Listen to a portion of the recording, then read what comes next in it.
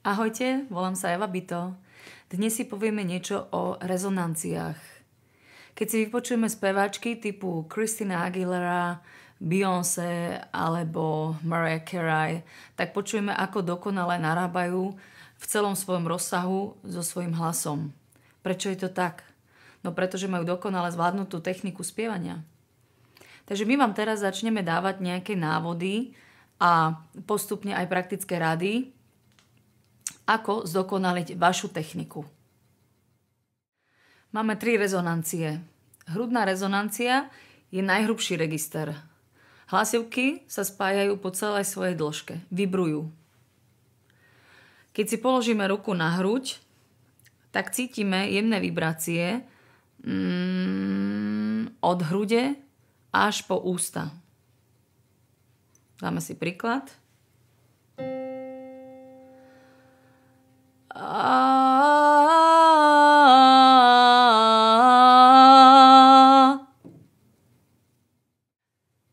Hlavová rezonancia je najvyššia časť nášho hlasového rozsahu, kde sa hlasivky spájajú na 1/3 svojej dĺžky.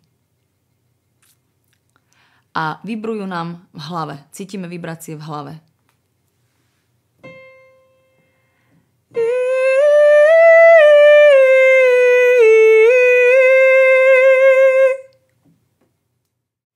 A najviac komerčne používaná je hltanová rezonancia, tzv. Mix, alebo anatomicky povedané pharyngeal.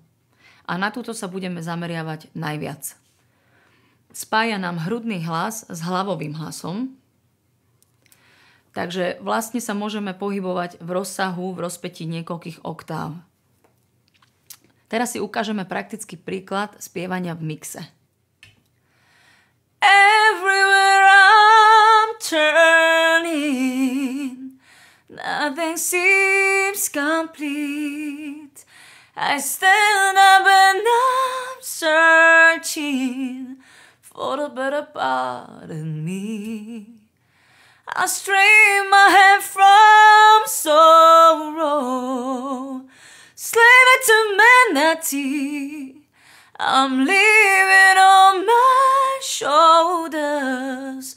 Gonna find a strength in me, 'cause I am superwoman. Yes, I am. Yes, she is. Toto bola praktická ukážka, ako použiť spievanie v mixe v modernom speve. V prípade akýchkoľvek otázok, názorov alebo záujmu o hodiny spevu, kontaktujte nás prosím na našu mailovú adresu výukaspevu1@gmail.com.